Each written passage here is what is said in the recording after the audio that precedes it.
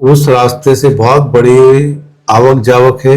एक प्रकार से वो स्टेट हाईवे हम बोल सकते हैं। उसके अंदर नासिक हो या वहां से लोग अहमदाबाद जाने, उसी रोड का यूज होता है। थाना जाने वाले बहुत सारे लोग हैं और काफी हद तक कल मुझे भी उसके अंदर करीबन 2 घंटे से ज्यादा ट्रैफिक मिल रहा है। इसलिए मैं नेशनल पार्क होके गया। 2 घंटे 2.5 घंटे जाने में लगते, 10 किलोमीटर 12 किलोमीटर।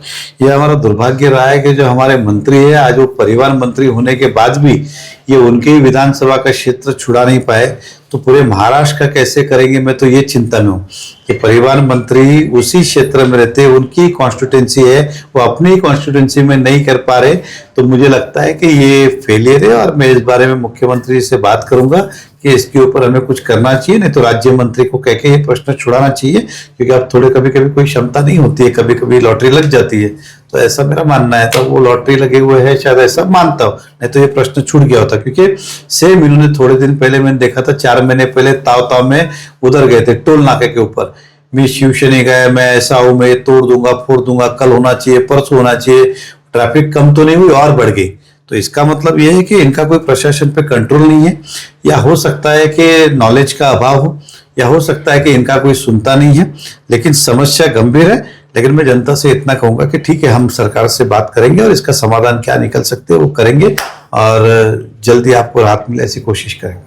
इस साल मैं ढूंढ रहा था, जब ये कॉर्पोरेशन आ रहा था, कि घमेला फावड़ा लेके कोई पॉलिटिकल नेतागण है क्या। क्योंकि पिछले साल बहुत सारे नेता रास्ते पे उतर गए थे। कुछ लोग तो वो खड्डों में गाड़ियाँ, मोटरसाइकिल, 3-3 पहिए वाली गाड़ियाँ चला रहे थे। मगर इस साल कोई दिखा नहीं।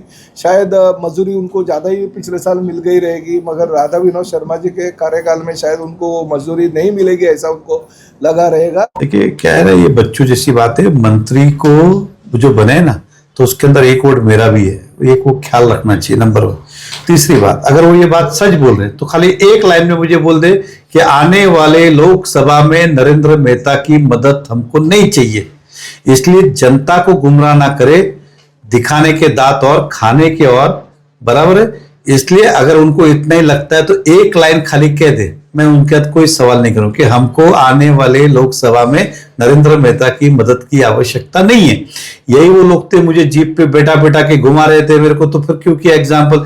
तीसरी बार मेरे को मजूरी मिली नहीं मिली वो छोड़ दीजिए, लेकिन आप मंत्री हो परिवहन के और इतने खड्डे हैं, तो मेरा क्या होगा जान दो। आपको तो इमीडिएटली रिजाइन करना चाहिए कि भैया मैं अपने शहर के विधानसभा के भी खड्डे नहीं बुझा सकता हूं। तो महाराष्ट्र के परिवहन की व्यवस्था आप क्या देखेंगे। ये हमारा दुर्भाग्य, मैं फिर आपसे कह रहा हूं, हमारा दुर्भाग्य है कि हमें ऐसे मंत्री मिले हैं। अगर ये सही होते तो आज हमारे रास्ते नहीं होते। टीका टिप्पणी छोड़िए, रास्ते के बारे में बोलिए ना, मैंने क्या किया उसने क्या किया वो छोड़ दीजिए। और पिछली बार जो हमारी लड़ाई थी खड्डे की नहीं थी, हमारी लड़ाई ये थी कि 22 करोड़ का रोड बना और इसके अंदर इतने जल्दी खड्डे हुए तो भ्रष्टाचार हुआ है। तो हम आरोप तभी एक विधायक, अब समझ में आ गया इसमें एक नहीं, उस समय के 2 विधायक शायद एडजस्टमेंट थे, इसलिए उनको आज वो चुभ रहा है। अभी मेरे आज समझ में आया, मैं थोड़ा देर से समझा। तो इसका मतलब ये है कि उस 22 करोड़ में उसका भी था। आज फिर उनसे सवाल पूछता हूं, आप एमएमआरडीए 22 करोड़ के रोड के अंदर ये खड्डे कैसे गिरे, आप इसका जवाब दीजिए। मैंने क्या किया वो छोड़ दीजिए। तो मैं आज जनता से कहना चाहता हूं, ऐसे लोगों से सावधान रहे। ये खाली टीका टिप्पणी करते, दिखाते और करते कुछ नहीं है। चाहे वो हमारे दहशत चेकनाका की ट्रैफिक की बात हो, थाना की ट्रैफिक की बात हो, परिवहन मंत्री होकर ट्रैफिक रूल्स उनके अंडर में आते, वो रूल फ्रेम नहीं कर पा रहे। ये हमारे लिए सबसे बड़ी दुर्भाग्य की बात है। धन्यवाद। मित्ता साहब, एक आखिरी सवाल, जैसे कि आपने कल हटकेश में एक जगह गए थे और आपने वहां पर खुली चुनौती दी है कि ये मैं जो नाला को यहाँ पर घुमाया जा रहा है उसको मोड़ लिया जा रहा है, वो मैं होने नहीं दूंगा। मैं आगे वो नाला बढ़ने नहीं दूंगा। नाला बनाने के लिए नैसर्गिक नाला है। हमारे यहाँ के स्थानिक विधायक ने जमीन खरीदी तो क्या नाला बंद कर देंगे क्या।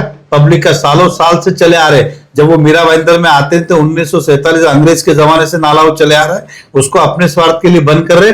शहर डूबेगा उसका जवाबदार कौन।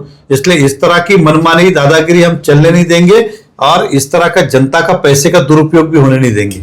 कोई नाले बारिश पे बनते नहीं, रोड भी हम खोदते नहीं है। चुनाव आ रहे हैं, इसके लिए सब अभी थोड़ा दिखावे में चलने वाले। उदाहरण दे रहा हूँ, अभी कुछ रोड 3-3, 7-7 साल से बन रहे हैं, अभी तक पूरे नहीं हुए। मैं उस पर चिंता करे, जो चालू है उसको तो पूरा करे। एग्जाम्पल नए बनने चाहिए, उसमें कोई विरोध नहीं कर रहे, अच्छी बात है बनने चाहिए, लेकिन जो चल रहे हैं उसको तो पूरा करो।